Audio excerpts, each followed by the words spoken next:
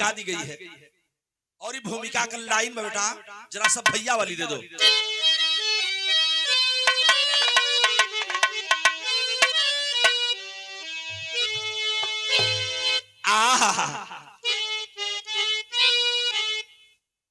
हाय गजब लेखनी तेरी कुदरत की मालिकी। पंकज बाबू प्यार से बैठल हुआ, यहीं से बिरहा की शुरुआत हो गई है।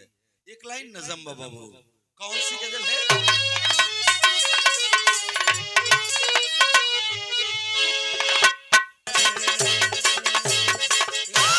झटका देके क्या क्या होता है इस जमाने में, क्या क्या होता है इस जमाने में,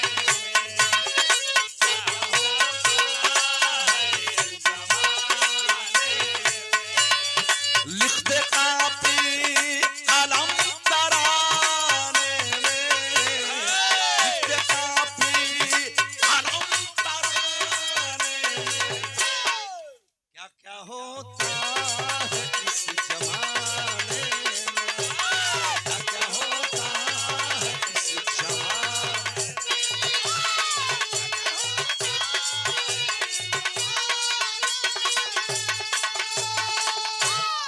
यहीं से बिरहा के कहानी की शुरुआत हो गई मेरे बाबूजी। और लाइन कैसी है जरा सा गौर करेंगे। बीमार शिव मुनि भय पत्नी भी लाचार हुई, बीमार शिव मुनि भय पत्नी भी लाचार हुई, पति पत्नी में एक दिन थोड़ी सी तकरार हुई।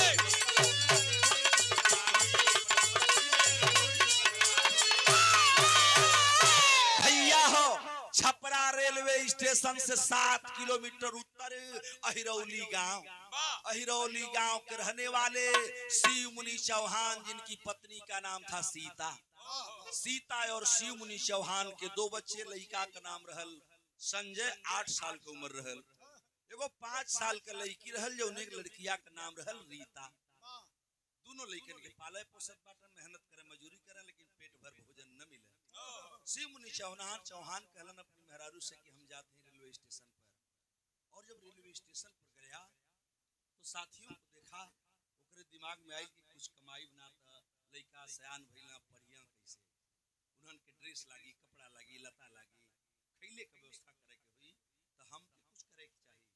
तो ये चाचा शिव मुनि चौहान एगो भाड़ा के रिक्शा लेहलन और वही के भाड़ा पर चलावे लगलन। अब धीरे धीरे रिक्शा चलावत चलावत कमाई तो कुछ बढ़ल, लेकिन वही तरह जैसे कमैया बढ़ल वही तरह उनका आदत भी गड़बड़ हो गल। चाचा 100 200 300 400 500 कमाई हो जा तो कहे हरलाल भाई 20 गो तू दा, ये सत्य भैया तू दे दा, ये रामभवन 100 गो तू दे दा। अब अपने में 100 50 50 रुपया मिला करके 2-4 गो सीसी मंगावल जा, सीसी मंगा करके और पैक बना करके दारू को पियाई शुरू हो गई। दारू पीने की लत लग गई, डेली दारू पीना शुरू कर दिया। एक तो गरीबी, दूसरे दारू पीने की शुरुआत हो गई। अब धीरे धीरे दारू पीने की बाद जब नशा ना हो चाचा ने तो 2-4 चिलम गांजा मारे लगा। अब ओकर और हालत खराब हो गल। और जब नशा में हो जा, नशा में हो जा तो ऊ पैदले घरे जा, रिक्शा के जमा कर दे, पैदले घरे जा। तो छपरा से हिरौली 7 किलोमीटर रहे, डहरिया में 3-4 गो भट्ठा पड़त रहले सो।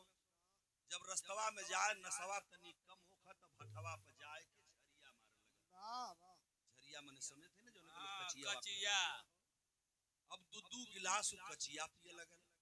आदत हो गई गड़बड़। एक तो गरीब आदमी रिक्शा चलाने का काम, दारू गांजा का पियाई शुरू हो गल, हालत खराब हो गई। एक दिन के बाद भाई भैया पूरा नशा में शिव मुनि रहलन हो। रात के 11 बजत रहल, कैसो कैसो घरे पहुंचा रहलन। आ गईलन तो पत्नी खाना बनौले रहली, जौने खिचड़ी दाल बन रहल उहे पर थरिया में परोस के ले के रखलिन। जो ही खनवा रखलिन न चचा तो ले शिव मुनिया के खोखी आ गई। आ जब शिव मुनि के 2 बेर खोखी आइल तो पक दे दूसरा बेरी में एक खुलुका खून आ गई। सीता कहलन के सैया तू अपन हालत नहीं खा देखा, तारा के गरीबी के चिंता नहीं खे, तारा के गांव पुर नहीं खे लौकत, ई आदत तोहार कहिया सुधरी, तो के तनिको चिंता बा, परसों फगुआ बा आ घर में फूटी कौड़ी नहीं खे, 1 किलो राशन नहीं खे, फगुआ के दिन लइका का खइहन से घर में, ई तनिको चिंता नहीं खे, तोहार हालत ही भइल बे। सिमुनिया कलश की का हो सीता झूठ है डांटेलू, का डांटत हो हमरा के, तू झूठे न डांटेलू, अरे फगुआ परसों न बा, बिहने जाई ढेर कमाई, अब फगुआ के दिन जवन जवन बनेला तवन तवन ले आई। वाह खोखत खोखत सिमुनिया वही जैसी जती गई। ये चचा जब सुत गई तो सीता दोनों बच्चों को लेकर के सो गई, डेली की तरह सवेर हो गई, जब सवेर भइल तो बिरहा में तर्ज लग गई।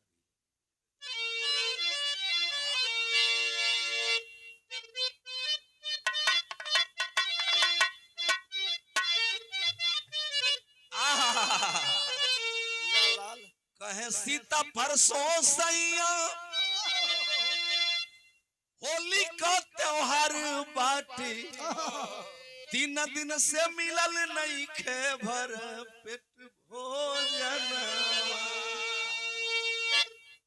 उन्हें संजय कहला हमकी कपड़ा मंगई द पापा, रीता कहले पिचुकारी और रंगनवा, कहा शिव मुनि बिहने टिसने पर जाइब हम, आ रुपया कमाइब कुल्ही ले आइब सामनवा। संजय के कपड़ा पिचकारी रंग रीताओ के, अरे खेली हसा होली बानी पुआ पकावाना। भैया परसों न फगुआ बा, बहने जाई, सीता बोला मत, हम कुल चीज ले आई। यही करके ऋषि मुनि चौहान सो गए, और जब सवेरा हुआ तो डेली की तरह उठा, रिक्शा की झरलस पोछलस से पंचो और चल दिलस स्टेशन की तरफ। जब चलल है तो बिरहा के गीत कौन लगल,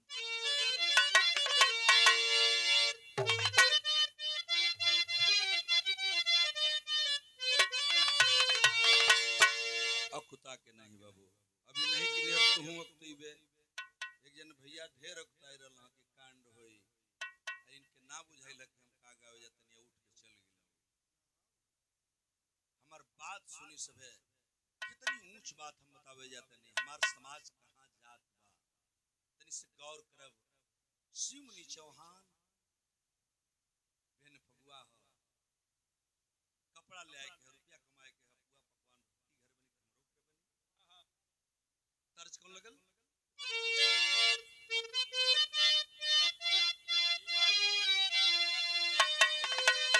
कि बोवली मोखीरा रे नदिया के तीरवा,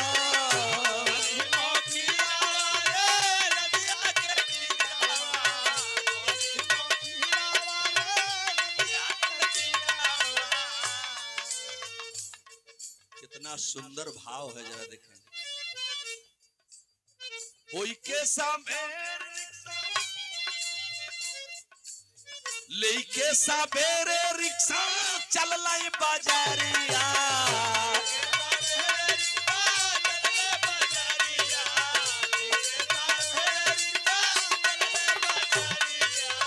लेके साबेरे रिक्शा चल लाई बाजारिया, मोरे मितावा न हो कैसे मनैबा त्योहार, मोरे मितावा न हो कैसे मनैबा त्योहार, मोरे मितावा न हो कैसे मनैबा त्योहार।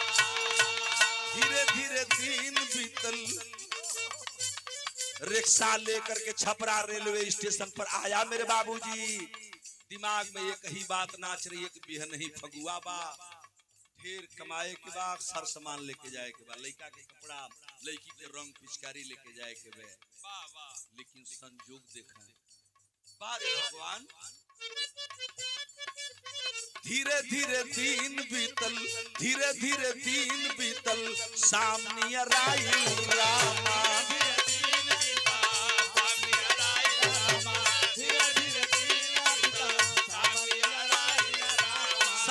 से साँझ हो गईला हो का गई भइल हड़ताल गाड़ी भइल हड़ताल गाड़ी एको नहीं आई एको नहीं आई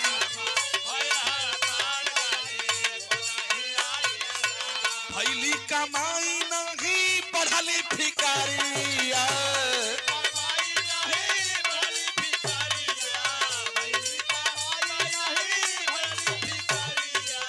भइली कमाई नहीं बढ़ली भिखारिया मोरे मितावा न हो कैसे का कहरब बाजार मोरे मितावा न हो कैसे का कहरब बाजार मोरे मितावा न हो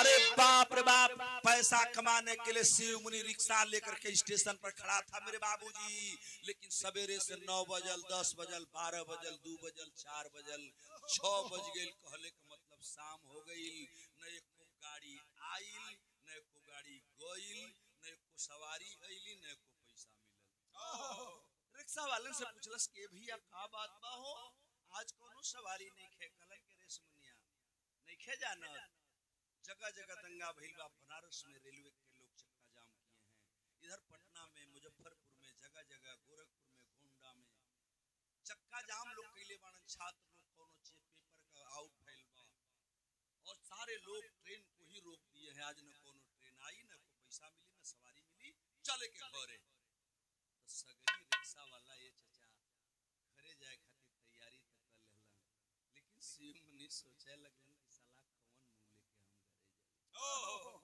बिहने फगुआ बा हमार लड़की हमसे रंग पिचकारी मांग लेवे बाबू के कपड़ा नहीं खे एक ही कपड़ा बा रंग से बिगड़ जाई तो का पहिरी संजैया घर में रोटी फूटी कौड़ी नहीं के सीता का बनी हन ये चचा 10 बजे राती लो स्टेशन पर खड़ा रहे लेकिन जब सब रिक्शा वाले चल गईलन तो अपने रिक्शे को भी खड़ा कर दिया गइल बगलिया में शहर का मामला बा दुकान खुलल रहली सो जहां से वो रोज सामान ले वही एगो दुकानी पर गइल भैया आ वो समय दुकानदार शटर गिरावत रहलन कलश के भैया तन दुकनिया बंद मत करा हमरा के तनी आटा मैदा चीनी दे देता बहने फगुआ बा हम परसों आइब ना त कमाई तो तोके दे दे पैसा नहीं खे हमरे लइकन के खाए के व्यवस्था नहीं खे शिव मुनि गिलगिला रहा है और दुकानदार शटर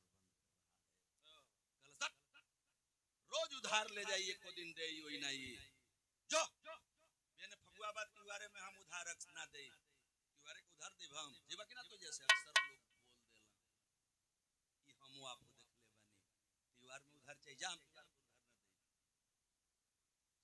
बंद कर दिया शिव मुनि वापस हो गया सोचने लगा शिव मुनि कौन मूले के घरे जाए फिराई ले पंचो रेलवे स्टेशन 10 से 11 बजल यहाँ का बात यहाँ छोड़ दें घरवा सितवा जो है लगल कि सैया ना आइलन रितवा बबनी खोजत बे के हमार पापा ना आइलन संजैया खोजत बा के हमार पापा ना आइलन का भइल ए मम्मी बहने फगुआ बा पापा ना आइलन चुप रहा तोहर पापा आवत हुई बाजार करे खातिर ढेर कुछ कमाए खातिर आज तनी लेट हो गइल बा लइकन के समझावत है लेकिन लइका माने के कहां तैयार हुआ ये चचा बज्जर गिलगिर बिरहा में सीता इंतजार कर रही है तो बिरहे में भाव दिया गया कैसे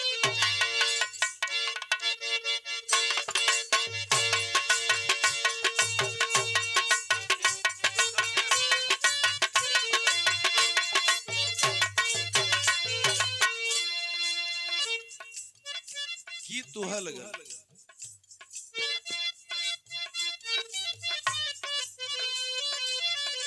यही पार गंगा माई ओही पार जमुना हो यही पार गंगा माई ओही पार जमुना हो यही पार गंगा माई ओही पार जमुना पिछावा में माला मोरा रजऊ तेरावा डलुए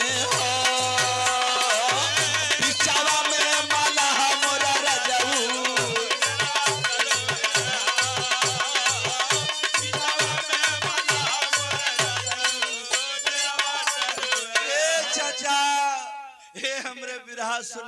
पंच गोसाई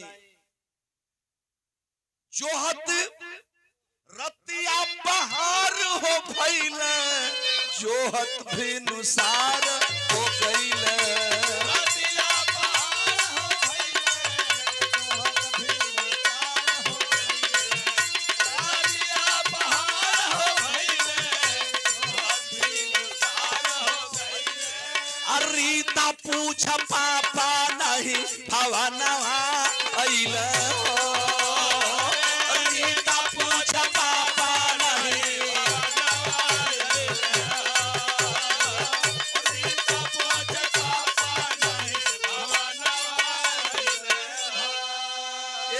माई पापा बोले नाइलन बहने सवेरे फगुआ बा माइयो समझावत बे कि तोके रंग चाहे पिचकारी चाहे लेकिन से बेटी रंग पिचकारी नहीं खे इन घर में तरकारी नहीं खे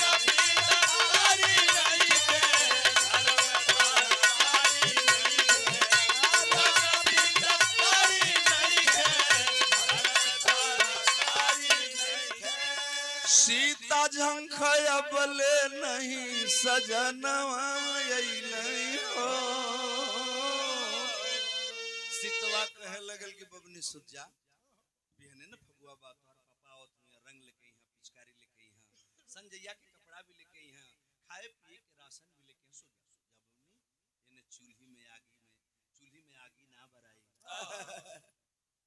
उपासा कटत बा कुछ घर में है ये नहीं के सीतवा बना हुआ है ये चचा शिव मुनि चौहान का इंतजार करते करते सवेर हो गए जब सवेर हो गई अब बहन स्वामी नाइलन तो सीता पगला न गईली कि हमारे स्वामी नाइलन बात का बेटे और यही सोच रही थी सीता और तब तक दिन उग गई अब तनी से दिमाग लगाई हमरे बात पर दिन उगल ऊपर चढ़े लगल जब सूरज 7 बजल 8 बजल 9 बज गई जब 9 बज गई तो आज फगुआ न बा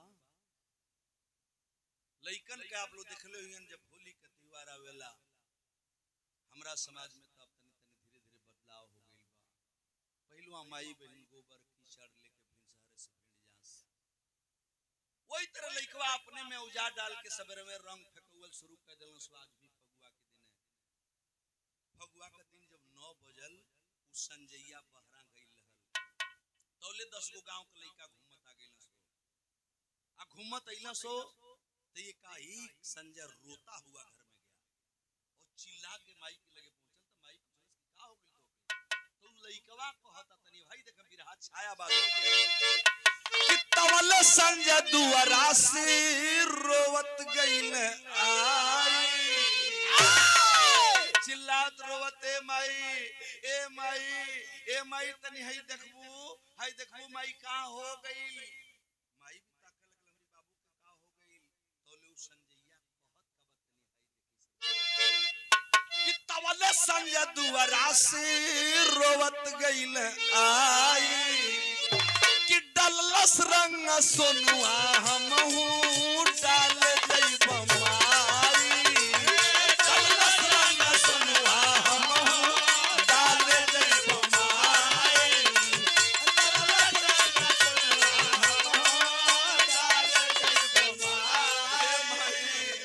ए माई हमरा के दू पुड़िया रंग देना देखा ही सोनुआ रंग डाल देलस हमर कपड़वा बिगड़ गइल बा ए माई तनी हमरो को दो पुड़िया दाना हम सोनुआ की पर डालब माई जब सुनलस करे जब फाट गइले पूछो भगवान ने कौन दिन तू दिखा देलस हे भगवान और इतना दर्द हुई कि छतिया में पीरा भइली छतिया में पीरा भइली छतिया में पीरा भइली गोदिया गहिरा भइली गोदिया गहिरा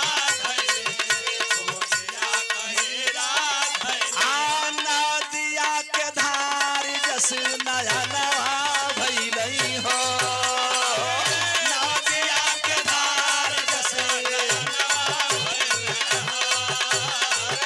नदिया के धार जस नया नवा भइलई हे भगवान को हमके ऐसन बना देला कि हम दू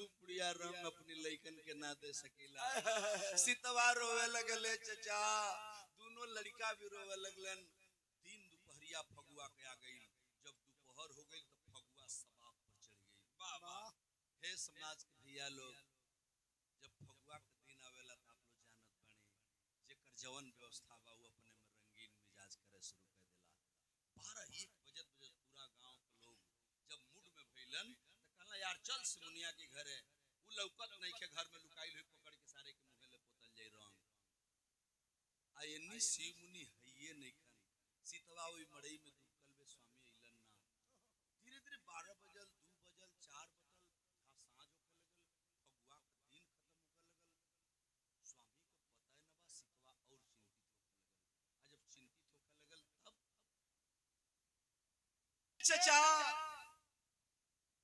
पूरा दिन बीत गई, फगुआ कहले के मतलब फगुआ के दिन खत्म हो गई। अब जब रात भइल तो घरे कुछ बनले नहीं के, रतियों में उपास भइल, दिनवा में फगुआ के कुछ बनबे न कइल। अगल बगल से कुछ पूरी पकवान गुजिया मीठा जौने रहल सीता मांग के ले लीन, अपनी बेटा संजय और रितवा के दे के खिया के सुता देली। लेकिन अपने भाई कहे लागत बा स्वामी अजुओ ना आइलन, पूरा रात बीत गई, बिहान हो गई, मने फगुआ के दूसरका दिन आ गई, चला कलिया ना आइलन, आ जाई हां, अब तो फगुआ बीत न गई। बिहान भइले भी इंतजार करती रह गई और दूसरे दिन भी शिव मुनि चौहान नहीं आए। जब दूसरे का दिन भी शिव मुनि ना आइलन तो मेहरारू के कलेजा फाट न जाई छे, फट गया सीता चौहान का कलेजा। जब आज भी पति नहीं आए तो वो एगो काम कर देलस, जानत है कौन काम केलस? कौन काम केलम ना?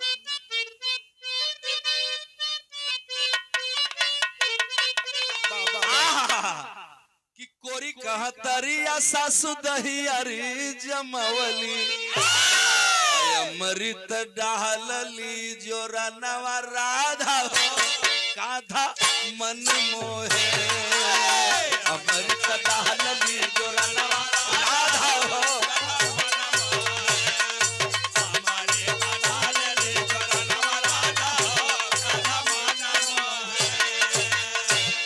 सजनावा रोई के दिनावा बितावली, भैया आइले न सजनावा रोई के दिनावा बितावली।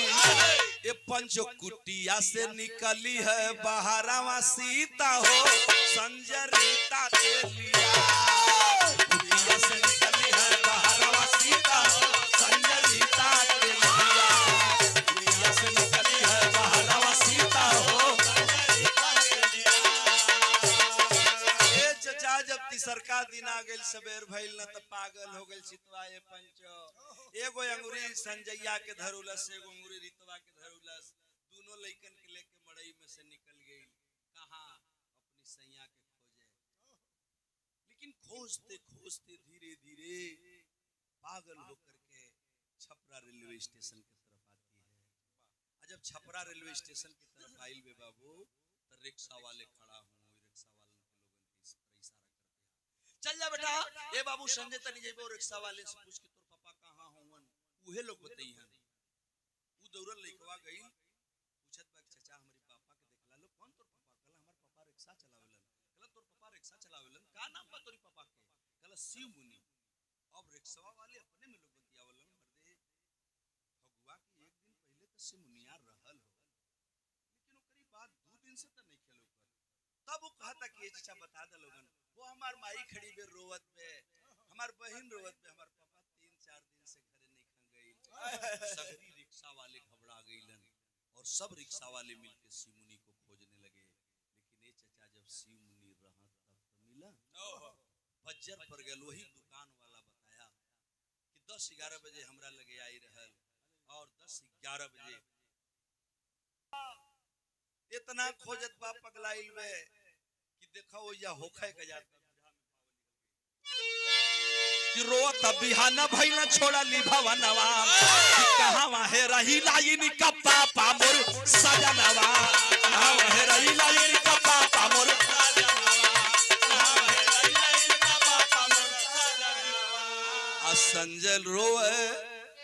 संजय रोवे नाही लेबु समनवा पापा हो, खाली जई तो बस देखा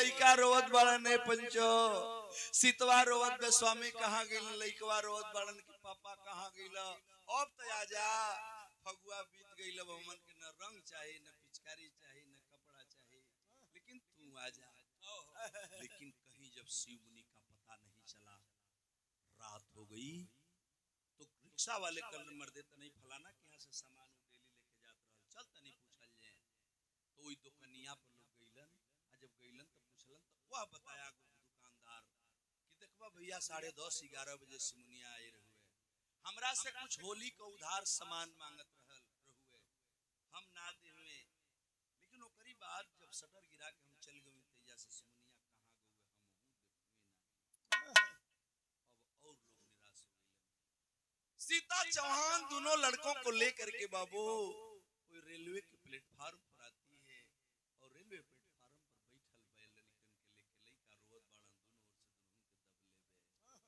लेबे रात हो गई 11-12 बजे ले खैले बे खैले वही तरह परल बाड़न तो लो एगो कौन और से ट्रेन आई वही में से ट्रेन में से उतर के लोग कुछ लोग ठेला पर पूरी सब्जी बिकात रहल उतर के खाए लगल वही जे सीतवा के निगाह पर गई लइकवा टुकुर टुकुर रोटी आ सब्जिया के ताकत रहल पुड़िया की सीता समझ गईली ने चचा दौड़ के गईली वही में से दूगो रोटी मांगत थी डांट के कोई भगावत बातों ले कोई दयालु रहल दो चार गो रोटी कीन के दे देलस लेके आई सीता खिलाती हर रात बिता देलस सैया न अइलन अब डेली के आदत हो गई कहीं गई लोई है तो जरूर रही है वही प्लेटफार्म पर बैठ करके भीख मांग करके बच्चों को खिलाती थी अगर कुछ बच जाता था तो अपने खाती थी 5-7 दिन बीत गए जब एक हफ्ता बिचल जा एक दिन कुछ लोग खड़ा रहलन एक आदमी देखत बा के रे मर्दे हो दुगो लइका लेके कोनो मेहरारू बैठल बे कुछ खाद दीवा लइकन के खियावत बा खातो बा लइकन के खियोतो बा रोवतो बा बोले पगलिया में एक आदमी खड़ा रहलू पे बात मार दे चलाई जैसे कोनो पागल है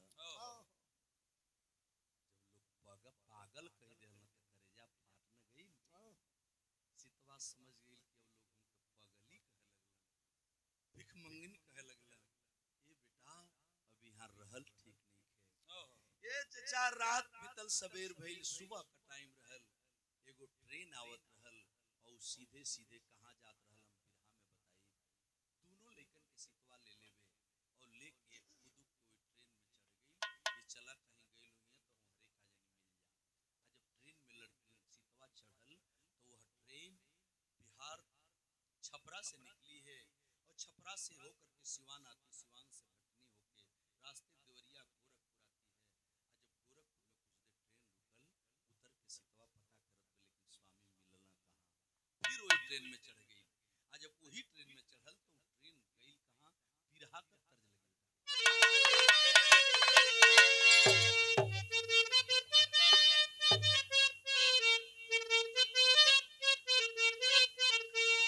रोई रोई खोजा सीता मिलन सजनवा कहाँ रे गइल ना आइन कर पापा मोर सजनवा कहाँ रे गइल ना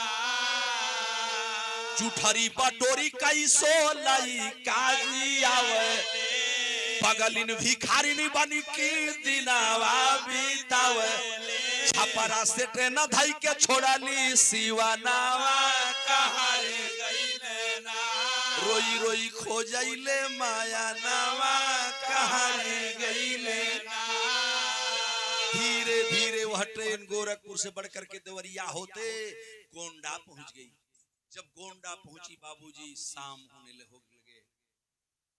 झटपटा गई स्वामी कहीं लौकत नहीं खन लइकन के लेके वही गलियारा में जौन ट्रेन में गलियारा होला पहले चढ़त में वही गलियारवे में बैठल वे धीरे धीरे गाड़ी लखनऊ की तरफ गई और लखनऊ जब पहुंची चारबाग रेलवे स्टेशन पर तो ट्रेन रुक गई रात का 10-11 बजत रहले चाचा अटैची कटैची खोल के जे कुछ ले रहल गड़िए में बैठ के खाए लागल आ कुछ लोग गाड़ी में बैठ के खात बा आ कुछ लोग उतर के स्टेशन पर कुछ पूरी सब्जी खरीद के लोग खात बा लोगन से पूछलस के चाचा कौन स्टेशन है लोग कहला लखनऊ है कबले गाड़ी रुकी तो लोग बतौलन कि लगभग आधा घंटा ले रुक सकेले तो सीतवा कलश के बाबू तनी सर बैठा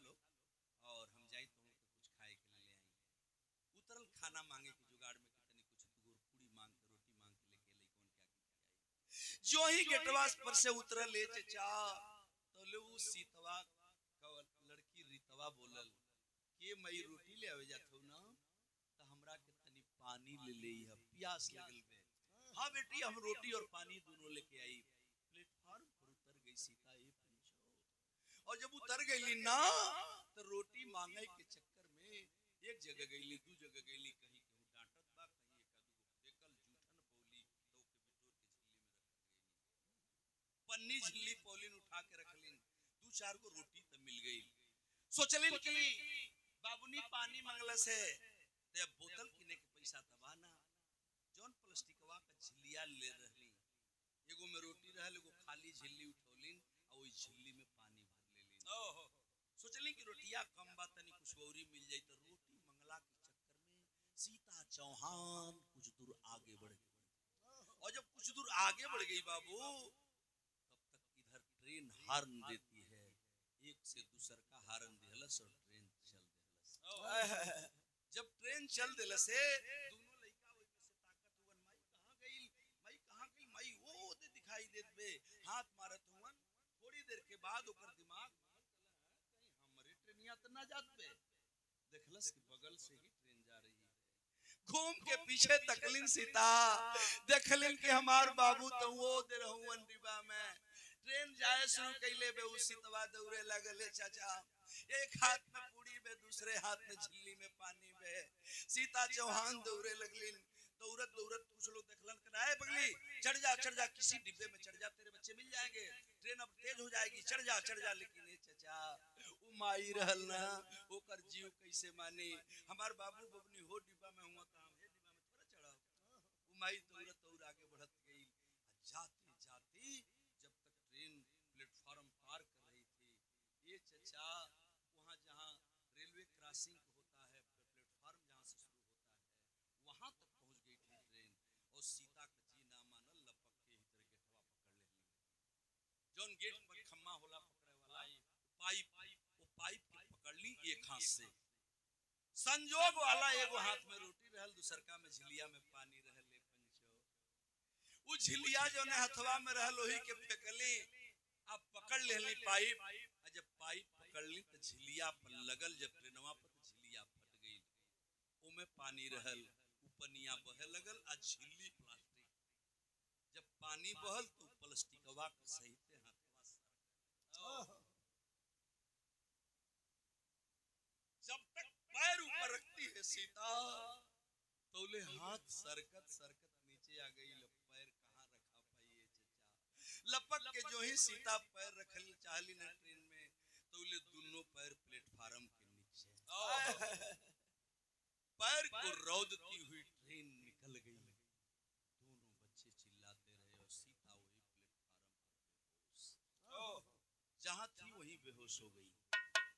ट्रेन निकल गई जीआरपी के जवान आरपीएफ के जवान जुटे कोई पागल है उठाइए जल्दी करिए लग रहा है दोनों पैर कट गया है। लेके रेलवे हॉस्पिटल में इलन डॉक्टर देखलन दोनों पैरवा एकदम घुसा गई रहल।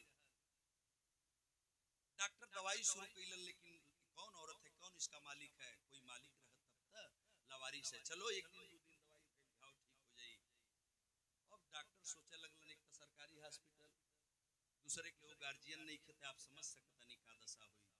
सोचल यार के दवाई कैली कहिया ले जे हमत कैली ठीक तो होई ना दोनों गोड़ दुसा गइल बे रात डरले पर भी ठीक ना हुई तो डॉक्टरों ने आपस में राय किया कि इसे ठीक ना हुई एक काम करा के एक ठेंगुनवा पर से दोनों गोड़वा काट तो सीतवा का दोनों गोड़वा काट के लोग निकाल देला और लखनऊ में दवाई होत रहल। अब यहाँ का बात यहाँ छोड़ दी ट्रेन अपनी गति से जात न रहल तो ट्रेन आगे बढ़े लगल ट्रेनिया में बैठल दोनों लड़का रोवत हुवन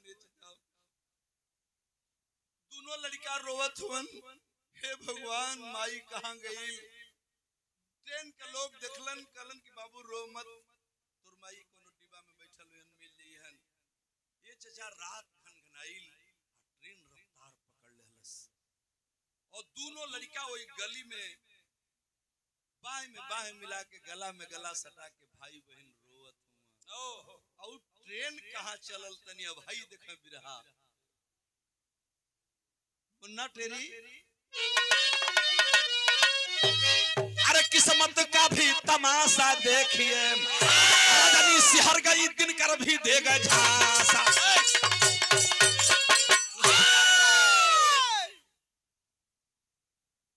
ये सादर सम्मान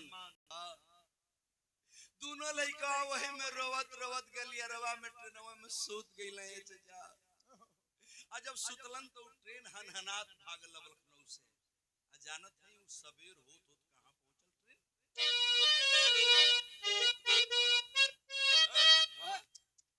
वही दिल्ली के दरमियान,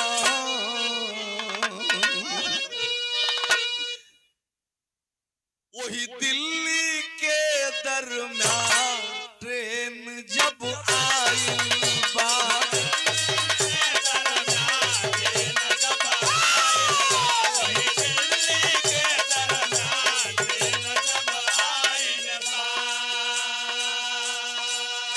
दोनों बच्चा रोवे दुखारी हो,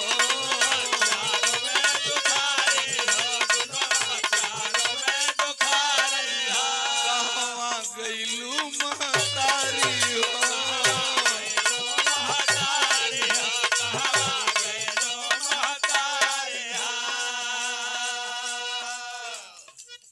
दोनों बच्चा रोवे दुखारी हो, कहाँ गईलू महतारी।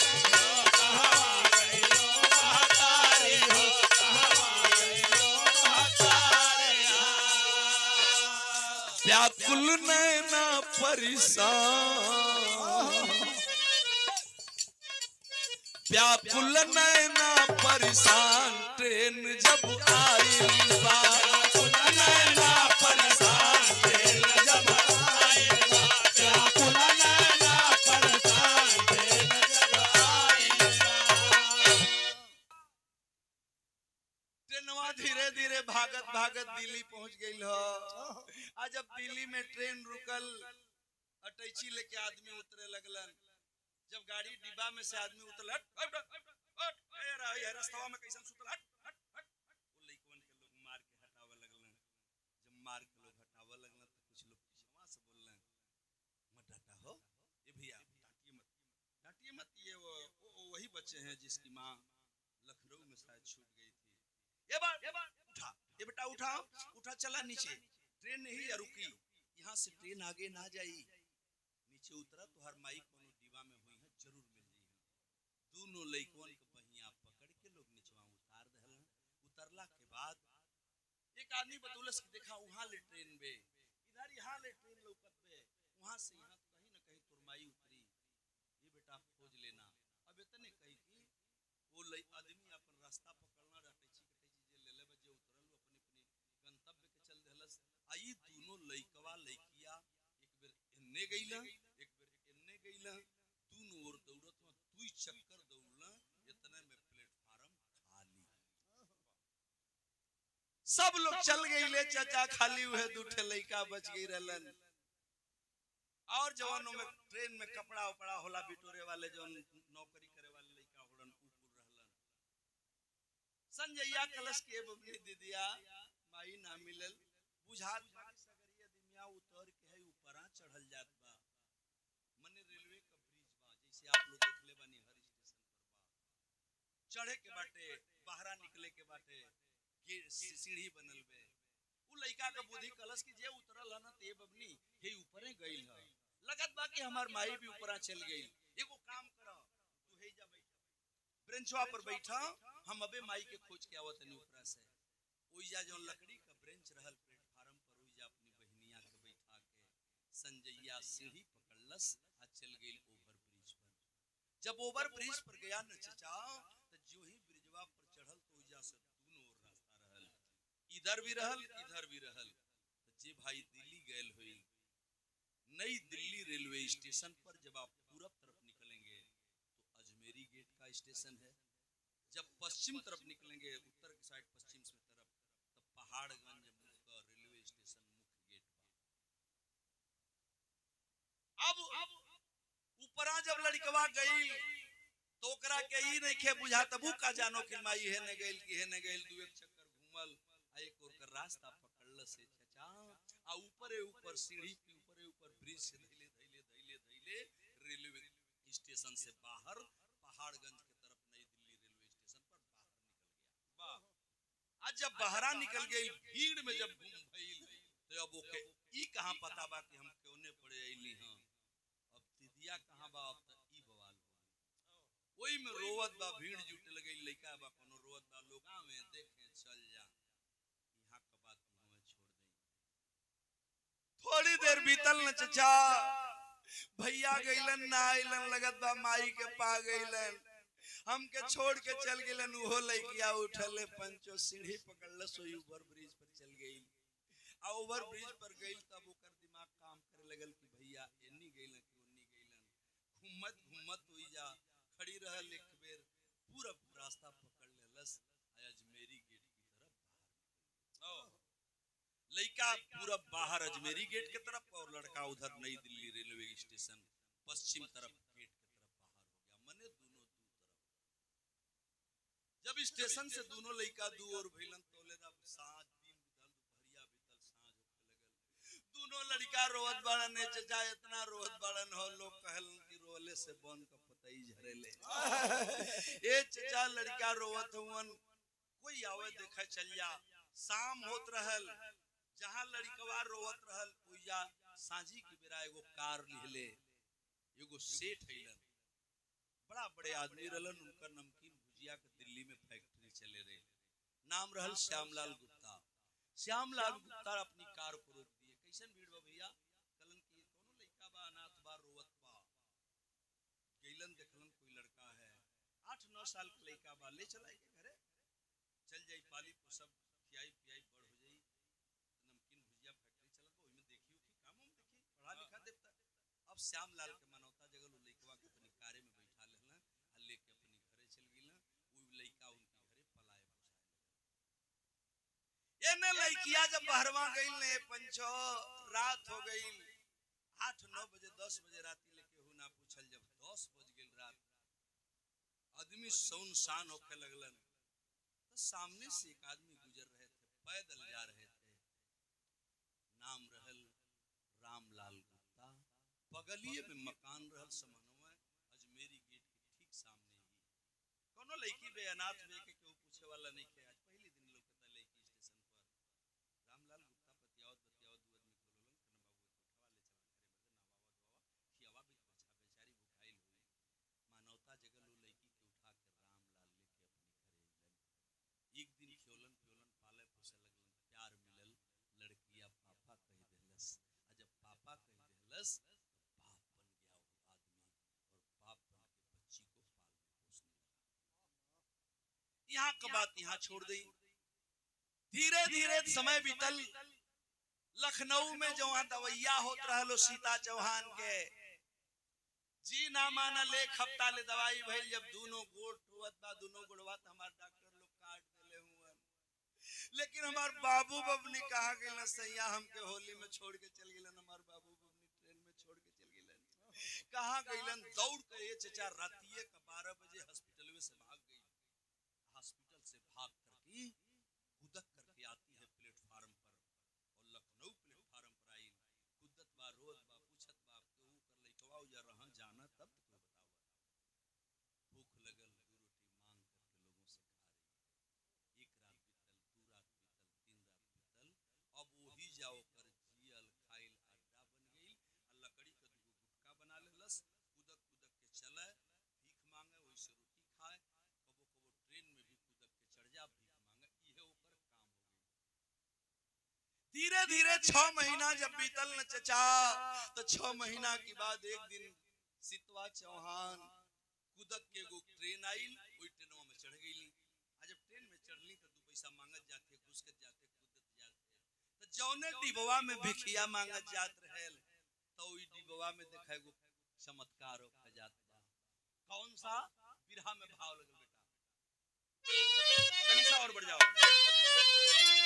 कि रलवा वाले, अरे रलवा वाले कैला खूब दवाई, बुढ़िया माई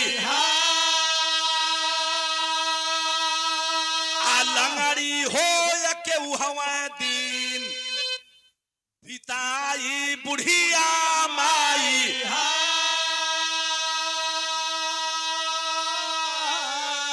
रोई रोई भिखिया मांगा एक दिन ट्रेन में चढ़ली जाई हो आ वही ट्रेनिया में भिखिया मांगते एक अन्हरा गयल देखाई त संजय का पापा कही के चिल्लाई बुढ़िया माई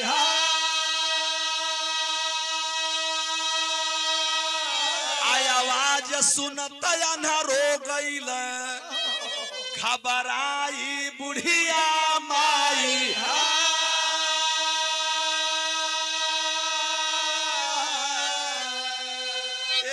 कुदक के ट्रेनवा के डिब्बा में जब चढ़ल भिखिया मांगे खातिर आगे बढ़े लगल न तो ये चचा ई भीख मंगले के चक्कर में रहल तोले समहनवा से एगो आन्हर आदमी दोनों ओर से टोवता आ गीत गावता दे दाता के नाम तुझको अल्लाह रखे औलाद वालों फूलो फलो गीतिया सुनत बे सितवा कलवा कोनो बात भिख मंगा गीत गावत बा लेकिन जब आवाज धीरे धीरे सुन रही है कुछ आवाज ऐसी लग रही है कि यह परिचित आवाज है आ तौले लंगड़ी कुदकत कुदकत आगे बढ़ल ओनिया से अन्हरा भी आवत बा जब दोनों करीब हो गइलन तो सितवा ऐसे ताकत बे आए कहीं बेर मुंह से निकलल संजय का पापा तू संजय का पापा अरे हम सीता बोलती हो अन्हरा जब सुनलस फज्जर गिर गई लगत बा यही डिबुआ में सितवा बैठल बे कहीं जात होई सही न जान जाके हम कर पति हैं हम ही शिव मुनि हैं हम संजैया का बाप हैं ई जौले चिन्ह तौले हम लौट चले वानर आदमी रहले चाचा वही जैसे पिछौड़े मुड़ गए जब पिछौड़े मुड़ल ना तो वानर कितना तेज भागे लगल भागे हाली हाली उतर जाए कहीं जान न जा सितवा के हम सचमुच में कर पति हैं तब सितवा से ना रह गई कहलक स्वामी तू सोचत हुआ कि हम नहीं खे चिन्हत रोई रोई भिखिया मांगे एक दिन ट्रेन में चढ़ली जाई हो आ ट्रेनिया में भिखिया मांगते एक अन्हरा गयल भेटाई हो संजय का पापा कही के चिल्लाई बुढ़िया माई तय आवाज सुनत अन्हरो गईल घबराई बुढ़िया माई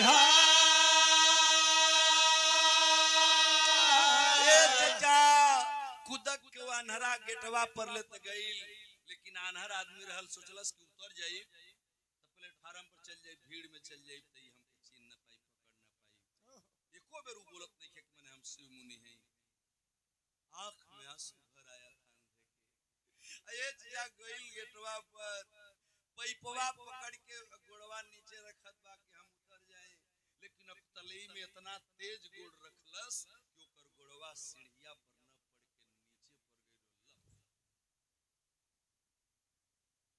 जब नीचे प्लेटफार्म पर चल गई तो भर मुंह ऐसे गिर गई पिछोड़े जब भर मुंह गिरल तब पीछे से कूदक करके सितवा नीचे उतर गई आज जो ही अन्हरा उठ के बैठल भागा चाहे खातिर तो ले गई सितवा भर अखबारी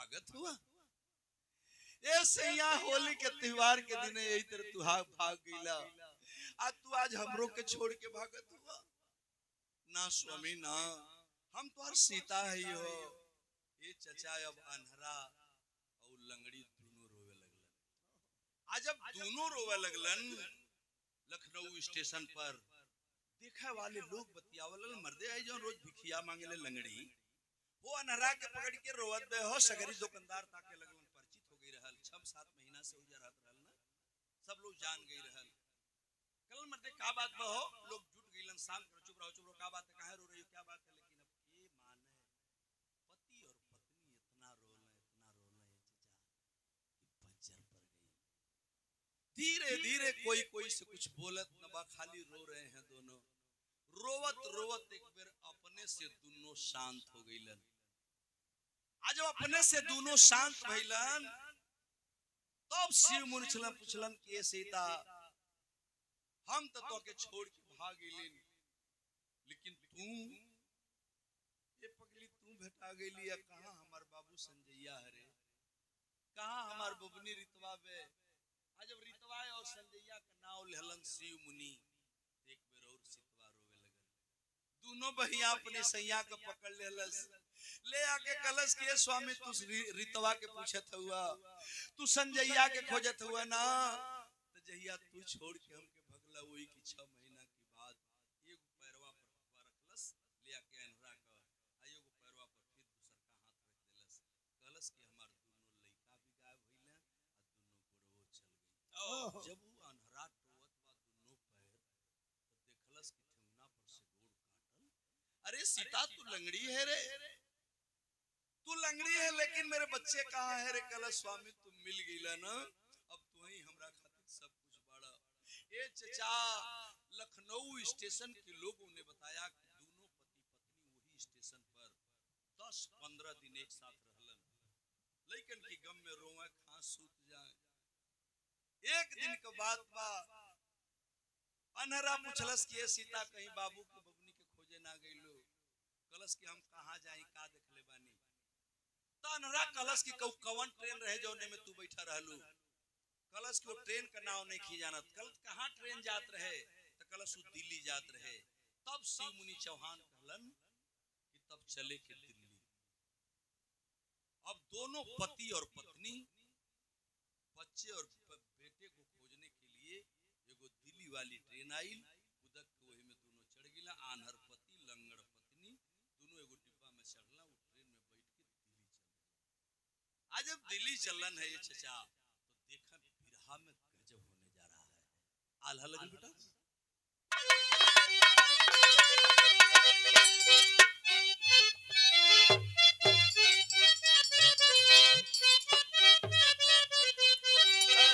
कि रोई रोई पूछा सीता, अरे रोई रोई कहा सीता सगरो हवलिया आए हैं, बोला काहे छोड़ी भगला सैया जी हमारा।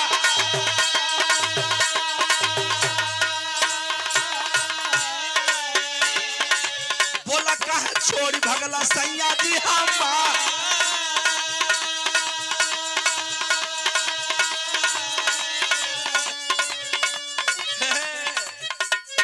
तब शिव मुनि समझावा, जिंदगी पहाड़ भई कैसे बताई।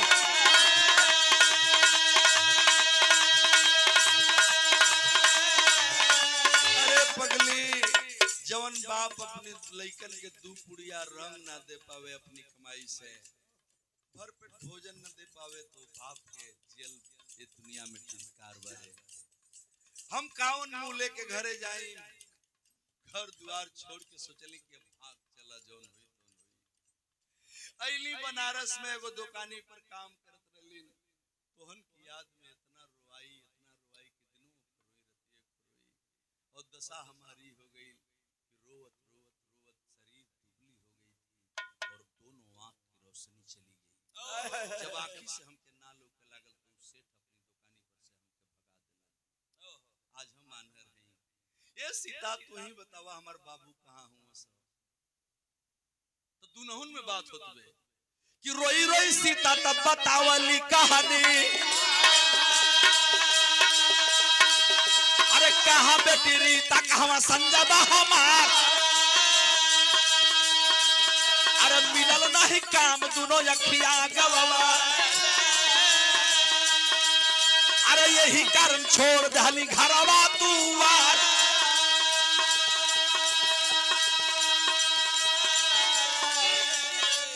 भैया हो जब दोनों दिल्ली स्टेशन की तरफ पहुंचे हैं, तो दिल्ली स्टेशन पर पति पत्नी उतर गए और दिल्ली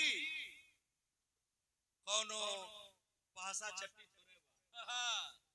हथनी चट्टी छोड़ेबा के लोग बता दिया कि चल जो हुए हो जाए फलनवा आइल है एक दिन उहे शायद तोर पति है।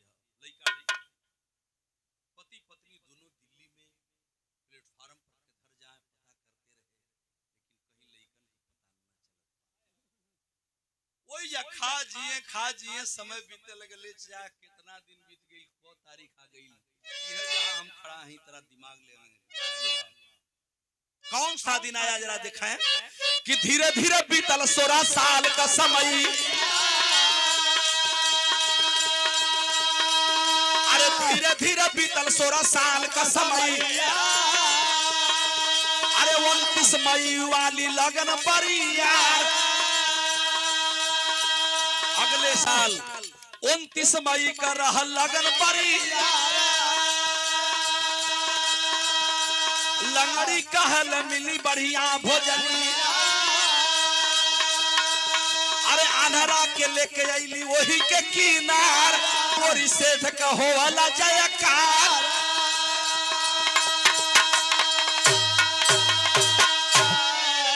एक दिन की बात है, 16 साल बीत गया मेरे बाबूजी। 29 मई की लगन थी। अगले साल 29 मई की लगन को एक बारात आई है अजमेरी गेट के ठीक सामने एक मकान में। बगल में वो मैरिज हॉल रहल, बड़ा सजल बा, बाजा बजत बा, लोग नाचे लगल। जब 10 बजे नाच शुरू भइल तो सीतवा कलश के स्वामी कुछ देखत हुआ कल चुप। हम आनहर आदमी मजाक कर ली तो हमके कुछ लौकत बा। कल कुछ सुनत हुआ, कल हां बाजा सुनत है। कल देखबा से मनवा बारात आइल बे। कल तब कल बारात आइल बा ना त स्टेशन पर का जूठ काट खात खात ढेर दिन हो गल बा। तनी चलती जा बारात भी देख लेती जा। हां ओ जब बढ़िया दो पत्तल भात मिली त खा के मन चल लेती जा। तानहरा कलश लंगड़ी से की तोही के न लौकत बा लिया के चल। उ लंगड़ी अपनी सैया को हाथ पकड़लस, गमछा पकड़लस और ली करके कुदुक कुदुक कुदुक करके वो मैरिज हॉल तक चल गई जहां बारात आई रहल। लइका दुल्हा के लेके बरतिया नाचत रहल। मैरिज हाल का बारात रहल। ई कोने में अनहरा के बैठा देले। सोई जद अपनो बैठल बे के दो पत्तल भात मिली, खा के हमन चल जाई। तोले दुल्हा अंदर गई, परछावन भइल, अपने जयमाला स्टेज पर बैठ गया। जब स्टेज पर बैठ गई तो कुछ लोग खा खा के अब जइबो कर शुरू कइला। दो आदमी खाना खा के अइले चाचा, आ खनवा खा के अइलन जहां लंगड़ी बैठा रहे, अनहरा बैठा रहे, वही जे लोग खड़ा हो गइलन। एक आदमी सिगरेट जलाया और सिगरेट जला करके कहा कि यार आदमी हो तो ऐसा। दूसर का पूछलस का बात है भैया? कल अरे मर्द न्योता पर आयल हवा, खाना खा भइला जा। रामलाल गुप्ता जो लड़की के बियाह करत हुआ, इतना बढ़िया महान आदमी हम देखबे न कइले। फिर कहत बा कि कैसन भैया का बात है? कल रात में अर्धवाता नहीं। आज से 16 साल पहले लड़की एगो पोले रहला स्टेशनवा पर रोत रहे। आउ लड़की की बेटी बना के पलना पोसला। वही काज बारात आइल बे और ओकर बियाह इतना धूमधाम से करतना बड़ा आदमी होखत ऐसा। ई बतिया अनहरा भी सुनलस, लंगड़ी भी सुनल। तौले बारात फिर बाजा गाजा के साथ अंदर चल गई। अभी बात ही रुक गई। थोड़ी देर के बाद जब दुल्हा जाके बैठ गई कुर्सी पर तो लंगड़ी कहलस के स्वामी हमार मन करता बियाह गांव में ढेर देख ले भाई। शहरी का बियाह हम नहीं देखले। कहलस अनहरा की तका चाहत है। तब वो लंगड़ी अपनी सैया से को बात कहत बतनी हाई देख रहा का कहलस कि लंगड़ी कहल सई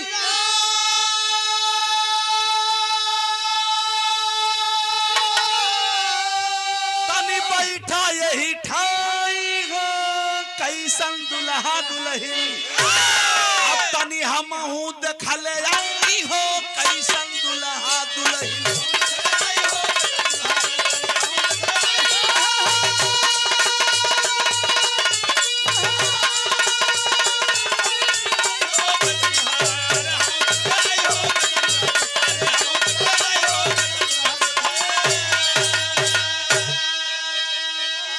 कल ये सैया तनी सा 2 मिनट भैया भैया कल सैया तनी सा तू बैठा, अबे हम खाना की व्यवस्था करते हैं।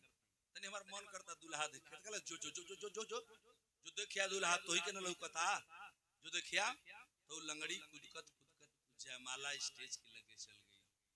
दुल्हा बैठल रहलन। लड़की के रूम में से मेहरारू सजा करके और भाई चादर उड़ा के निकालत रहलन। तौले कुछ लोग देखलन मर्दे है भीख मांगिन बा हो। ई कहां से आइल बे के 2 पत्तल भात दादा। अरे जो जो जो जो होनी खाना मिलता खा के जाई है जो जो हट। वो लंगड़ी के लोग डांटे लगलन। जब भीड़ में एक आदमी की तरफ के इशारा करके डांटे पाटे लगी तो जानते हैं वो अक्सर भीड़ हो जाले, झूठा उनो को भीड़ हो जाले। वो लंगड़ी के लोग डांटत रहलन, भाग भाग के भगाओ हटाओ हटाओ ले जाओ उधर खाना खा ले। तो सब लोग लंगड़िए के ताके लगल, तौले जोन कुर्सिया पर दुल्हवा बैठे रहलन वो दुल्हवा भी वही लंगड़ी की ओर ताके लगलन। आ जब दुल्हा लंगड़ी की ओर ताके लगलन तो लंगड़ी भी दुल्हवा की ओर ताके लगन। अभी लोग भगावत हुआ, लंगड़ी दुल्हा के देखत बे, दुल्हा लंगड़ी के देखत बा, और ना रह गई तो लंगड़ी एगो बात कहले बे। का कहले बे तनी हई देख बिरहा कि दुल्हा देखते निकलल मुहावा से बतिया कि जुग जुग जिया बेटा संजय जैसन बासुरतिया।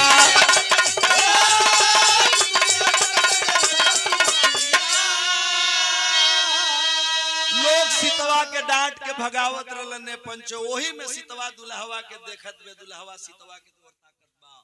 वही में सीता के मुंह से निकल गेल जुग जुग जिया हमार लाल, हमरो उम्र तो के लग जा जुग जुग जिया बेटा। हमार बाबू संजैया जहां होई ठीक तोहरे मतिन होई, एकदम तोहार चेहरवा हमरी बाबू संजय से मिलत बा। एक बेर दू बेर तीन बेर जब संजय का नाम लेलस, हमरे तरफ का भोजपुरी जब बोलस, बिहारी भाषा बोलस, तो दुल्हा कुर्सी पर से में जो जयमाल स्टेज पर दुल्हा खड़ा हो गया और खड़ा होकर के कहा जरा उसको रोकिए, उस बुढ़िया को रोकिए। कुछ लोग पूछ लगे बाबू का तो होके हो गए, कहले जरा रोकिए ना उनको, रोकिए जरा। दुल्हवा नीचे उतर गया और उतर के जाते कहलन कि कौन माँ, किस संजय की बात कर रही है तू, कौन है तू? वो कलश लंगड़ी की बाबू हमसे गलती हो गई बाबू, हमके क्षमा करा, हम तो होके ना कली बाबू, हमके जाए दा। अबू जाए लगल, फिर दुल्हवा बैठ के बढ़िया पकड़ लेलस। कलश की माँ कौन बेटा संजय, किसकी बात कर रही है तू? कल बेटा तो के देखली तो हमारी बाबू का हमके होश पर गई। एगो हमार लड़का रहल 8 बरस की उम्र में, यही तरह हमसे छूट गई, लोकर नाम संजैया रहल। ठीक तो हरिये नियर चेहरवा रहल तो के देखली तो हमारी बाबू को होश पर गईला। ए बाबू हमके माफ करा, हमके जाए द, हम तो के कुछ ना कली न। उ बुढ़िया रोवत पीछे जाए लगला, जब पीछे गई तो दुल्हवा आगवा से आके बैठ गई। अब बैठ के टुकु टुकु अखिया में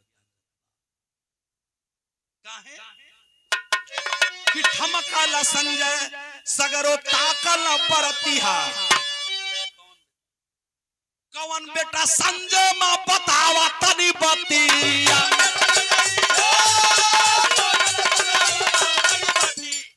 लंगड़ी का बात सुन के संजय कठुआई हो, कैसन दुल्हा दुल्हन। मां तू कहां की रहने वाली है रे? बेटा ये कुल जान के तू का करबा? कहले कि मां तुझे तेरा बेटा संजय चाहिए ना, तू कहां की रहने वाली है? अब बिहारी भाषा में कहता हमार छपरा घर बा। छपरा जब सुनाओ संजय का ही दिल धड़कने लगा, एक टक सूरतिये की ओर ताकत बा और चेहरा निहारत बा। लड़कवा दुल्हवा देखत देखत ना रह गई। ये बाबू पूछ दिया मां छपरा में कहां की रहने वाली है तू? कहले बाबू छपरा जिला में एगो हिरौली गांव जब हिरौली सुनाई काई दूल्हे की आंखों से झरझर झरझर आंसू चलने लगा। सगरी बरात के लोग टुकर टुकर ताके लगलन। अरे मर्दे का बात बे? और लंगड़ी का कल से के दुल्हवा रोवे लगल। लंगड़ी जब रोवल देखलस त कहता बाबू संजय तू कहल माई सीता। जब सीता शब्द सीता की कान में गुजल कलेजा फाट गया। बेटा तू हलचल हो गई और लंगड़ी कहत बा कि दुल्हवा एकर बेटा बा। का बात बा? तो ले लो कोने की ओर लोग तकला त जौन समधी बन के आई रहलो ओकर बाप श्यामलाल भुजिया वाला जौन समधी बन के आई रहलो उ कोने में तौली लेके रोवत अणे आंसू। लोग देखलन कलन कि भैया तू इजा रोवत हुआ हो, लड़का तोहार इजा रोवता, लंगड़ी रोवता, मतलब का बा? कल भैया ई लड़का हमार नइखे हो। आज से 16 साल पहले हमें के दिल्ली स्टेशन पर पहुंचे रहे।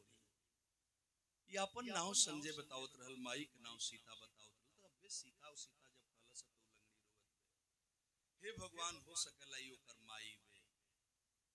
आ जब ई बात तौले तो वो दुल्हनिया के लेके लोग मंच पर आगे रहली मेहरुआ को। रोवत दुल्हा के जब दुल्हन देखलस आई संजय संजय बाबू संजय तू बुढ़िया चिल्लात बा के हमार बेटा मिल गई। कई बेर जब संजय संजय चिल्लाइल बे आ तौले बाबूजी पूरा वही परतिया में बज्जर पड़ गई। और बज्जर का परतनी भाई देखा,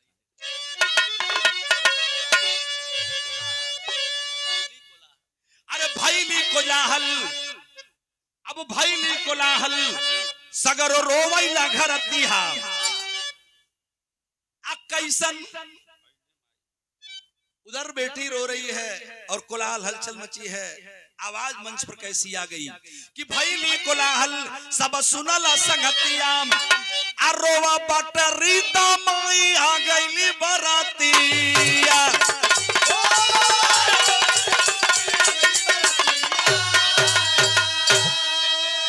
दुआरा पर आइला माई और बाबू हमारे भाई हो कैसन दुल्हा दुल्हन।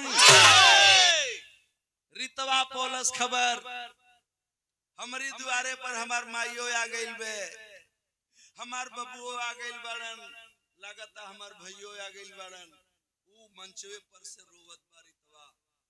आ तौले सीता पूछत है कि ए बेटा तू संजय हवे रे त तोरी संगे वहां रितवा रहलू, रितवा कहां बारे।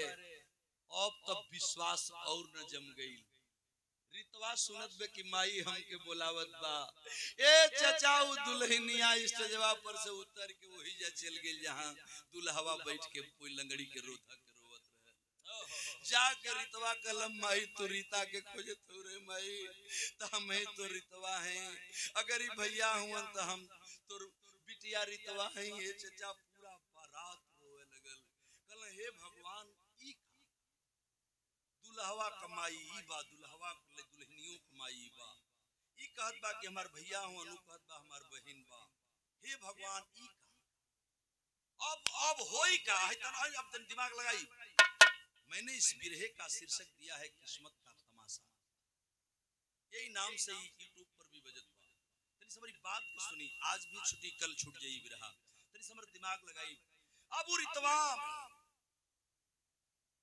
कहा लगल कि आखिर हमार बाबू भी हुवन, भाई भी हुवन, माई भी है, तो हमार बाबू के ने हुवन, ए माई बाबू के ने हुवन। संजैया ताकत बा के रितवा तू ही रीता है रे पगली। दूल्हा दुल्हन के भेष में भाई भाई दोनों रो रहे हैं। आज जब देखौलस कि वह कोने तोर पापा बैठल बड़न, पूरा बारात अनहरा के ताके लगल, बज्जर पड़ गई। कोई कोई से बोलता है ना बा, आप खुदा सोच लें के का बोली जे जहां बा तहां ठकमुर्री मर ले बा। कोई कोई से बोलत ना बा। अब का होई हे भगवान, अब का होई, अब का होई, ये सब सोचत रहल। आ तौले एक आदमी आगे बढ़ गया, नहीं बर्दाश्त हुआ। 5-7 मिनट 10 मिनट जब यही तरह बीत गई, केहू के उसे पूछते नहीं। दुल्हवा दुल्हनिया दोनों सब भाई बहन बाड़न। अब होई का लोग ये सोचत बाड़न।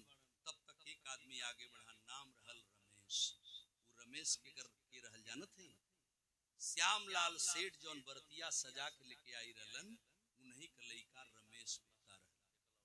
और एक ही लइका रहल, दूसर का ये लइका के पल्ले रहलन। ऊ रमेशवा आइल संजैया का हाथ कलश करे, संजय तोर बाबू मिल गइल ना, तोर माई मिल गइल, तोर बहन भी मिल गइल, लेकिन हमार पापा का बोल रे।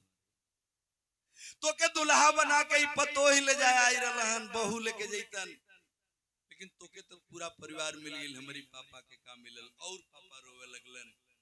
तो ले उस रमेश दौड़ के गइल, अपनी पापा का बाहें पकड़लस और लेके एक तरफ से नजदीक आया।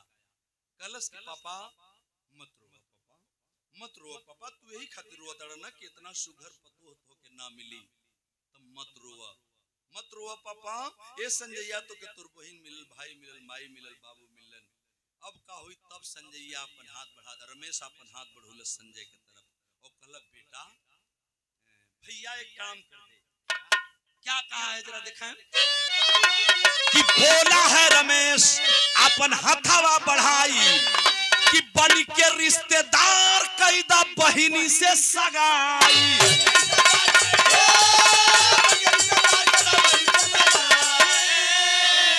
अरे रमेश आज ले तुम्हार भैया रहले रे, अब बिछुड़ जेबे, हमके विश्वास नहीं के होती बात। ये रिश्ता न टूटे रे पगला, ये रिश्ता न टूटे हे रीता मत्र उठौले सो के तुरी भैया हुआ न तो तू अपनी भैया के पकड़ ले। ये पापा तो के पतो चाहिए न तो हम तुम्हारे इकलौता बेटा हैं, ऐसा सुगर पतो ही ना पैबा। ये सजल बा पूरा मंडप सजल बा, पूरा जयमाल से सब सजल बा, पूरा मैरिज हॉल सजल बे। ये जब माई भी आ गइल बा, बाबू भी आ गइल बा, ऐसा बढ़िया मौका न मिली। ये संजय आरे पगलाया। अब देखा वो रमेश लड़की को उठाया और वही बाप अंधे को बुलाए, नहवाए धुलाए, वस्त्र पहनाए और उसी बारात के सामने अब केहू कहीं जात नहीं थे, पूरा बारात रुक गई, जे घर हूं जात रुक गई। कल हे भगवानी का कदला अब का हुई, अतौले होत विकल्प लोग निकाले हैं। रमेश आगे बढ़ा और वही बना हुआ जो आप समझ गए हैं। जानते हैं दुल्हा बनल रमेश, दुल्हा बनल रमेश, अब भैली रीता से सगाई हो। कैसन दुल्हा दुल्हन तनी हमहू देखले आई हो, कैसन दुल्हा।